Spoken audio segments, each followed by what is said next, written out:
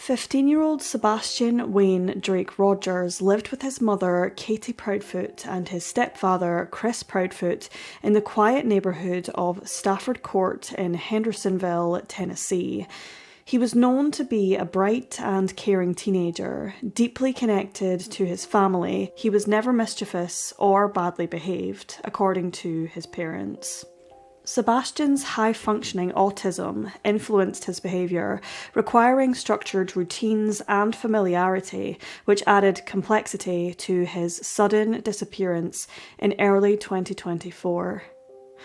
On the night of February 25th, 2024, Sebastian took out the trash at approximately 9 p.m, a chore he did regularly, and shortly thereafter retired to bed for the night.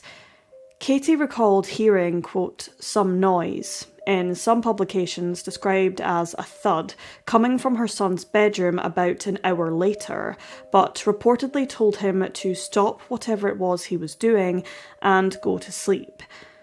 He was last seen by his mother at around 10 p.m, asleep in his bed. By 6 a.m. the following morning of February 26th, as his mother prepared to wake her son to take him to school, Katie discovered Sebastian's bed empty. His 3 pairs of shoes were still in his room, and none of his belongings appeared to be missing. Sebastian was an avid Nintendo Switch player and used it religiously, and it remained in his bedroom also, as did his mobile phone, which he only used to take photographs. His phone was reportedly heavily restricted, so much so that there was no internet access. Katie immediately called her husband at work, at a construction site in Memphis. She was in a panic. She told him that she couldn't find her son anywhere, despite having searched the property extensively. The Proudfoots immediately reported Sebastian missing to the local authorities. Quote, my son doesn't run, and he's not a runner. He's never run away before, Katie said, emphasising that Sebastian had never left home without notifying someone. Quote, I don't know why he walked out that door. Initial theories speculated that he might have wandered off, but his mother dismissed this, citing his reliance on stability and routine due to his autism. The response to Sebastian's disappearance was immediate and extensive. Authorities issued an Amber Alert, marking the urgency of the case. These are only ever issued if authorities believe that a child has been abducted or are in imminent danger of serious bodily injury or even death. The Sumner County Sheriff's Office, supported by the Tennessee Bureau of Investigation, the TBI, deployed drones, helicopters, K-9 units, and search and rescue teams to comb the surrounding area for approximately 8 days. Notable measures included aerial searches, drones and helicopters surveying the area around Sebastian's home, covering expansive fields and wooded terrains. Specialised tactics. To appeal to Sebastian's sensory interests, authorities played his favourite song, Eye of the Tiger by Survivor, during the searches, in the hopes to coax him out if he was hiding somewhere. Landfill inspection was also carried out in White Plains, Kentucky. This was a precautionary measure, as it was where the trash from the Proudfoot's residence was disposed of, but sadly no evidence connected to Sebastian or his disappearance was uncovered. Community members also joined in the search efforts, forming search parties and raising awareness through events such as a motorcycle rally. Over 100 motorcyclists participated in an awareness ride to honour Sebastian and help gather tips. Emotional gatherings and prayer vigils brought together friends, family, and community members to pray for Sebastian's safe return. Despite these exhaustive efforts at the time, the search yielded no substantial leads, and Sebastian's trail simply went cold. By March, the search transitioned to an investigative phase, focusing on generating and eliminating possible leads. Reports surfaced in the media regarding surveillance footage taken outside of the Proudfoot residence by a neighbour on the night Sebastian vanished. At around 3:10 a.m, 2 people were seen near the Proudfoot home, holding what appeared to be flashlights, a short distance away from one another. The light source closest to the house moved towards the other before being obscured by some bushes. It's unclear whether either of these individuals were 15-year-old Sebastian Rogers. However, it did confirm authorities' suspicions that someone else was outside of the Proudfoot's home that night. The disappearance placed the 15-year-old's family under intense public scrutiny. Katie and Chris Proudfoot have been cooperative with law enforcement, repeatedly emphasising their devastation over Sebastian's absence. Many people questioned why they took 8 days following their son's disappearance to speak to the media, but cited that nobody knows what it's like to be in their situation and that they shouldn't be judged for how they were handling it. They told WSMV, quote, "You don't know, and I don't wish you to ever know. Just be kind to people. It's just that simple." During the interview, both Chris and Katie spoke of how the disappearance of Sebastian was like, quote, "a roller coaster ride of helplessness and hopelessness." They appealed to the public to come forward with any information that could help bring Sebastian home.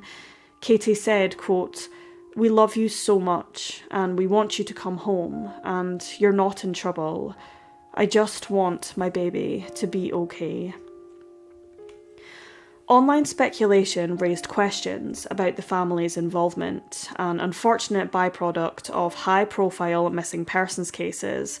Web sleuths theorised online, and the case went viral across social media, so much so that one YouTuber allegedly kept visiting the Proudfoot residence to livestream from outside regarding Sebastian's disappearance.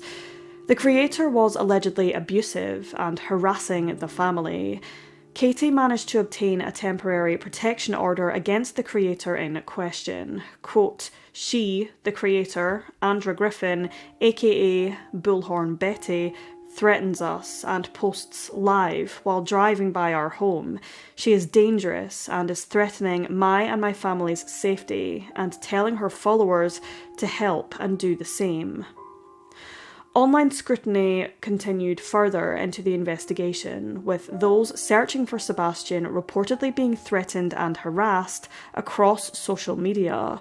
Then the abuse and accusations were directed towards Sebastian's mother, his father Seth, and his stepfather.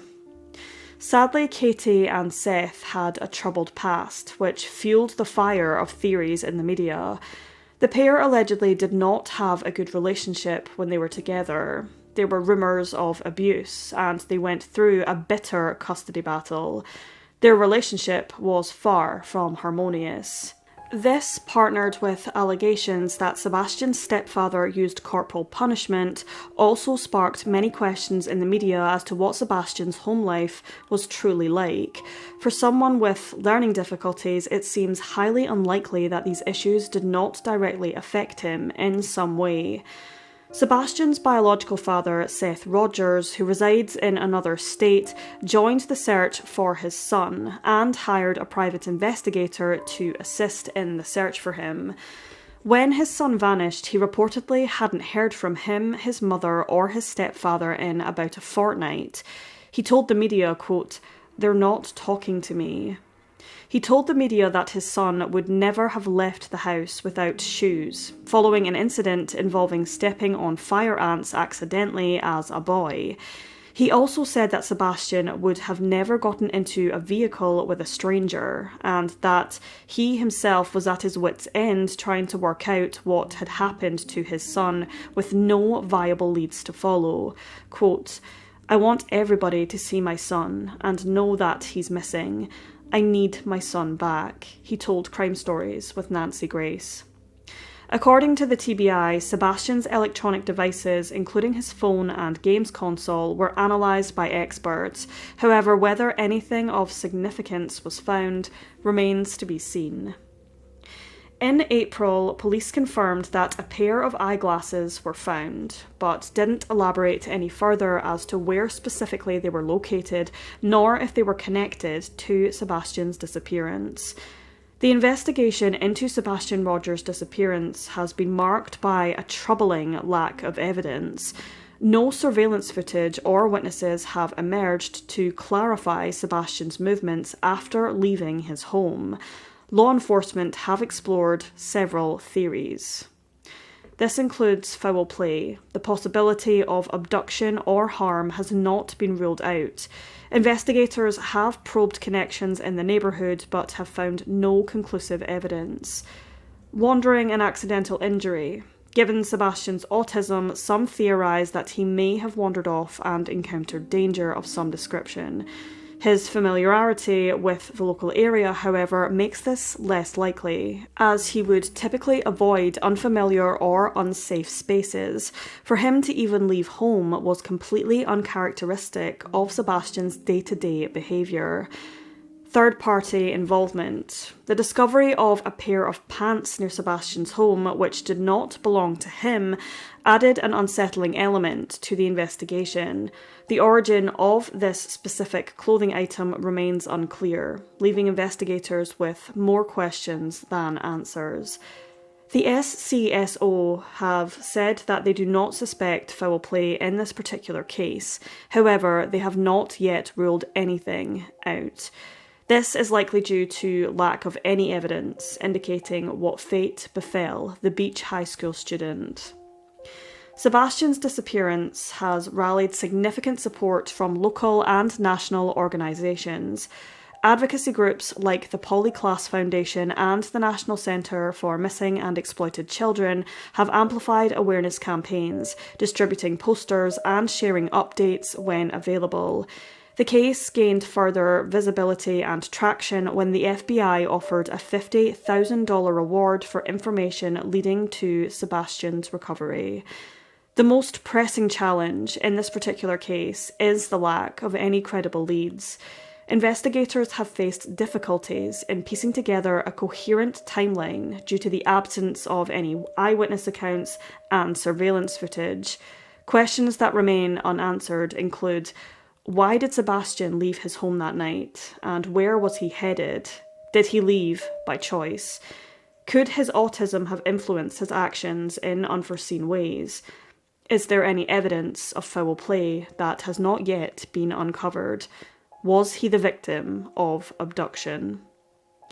In May of 2024, an image of a young man strongly resembling Sebastian Rogers, which was taken in North Carolina, began circulating on social media, which ignited hope in his family, especially his father Seth, who strongly believed that the person in the photograph was his son.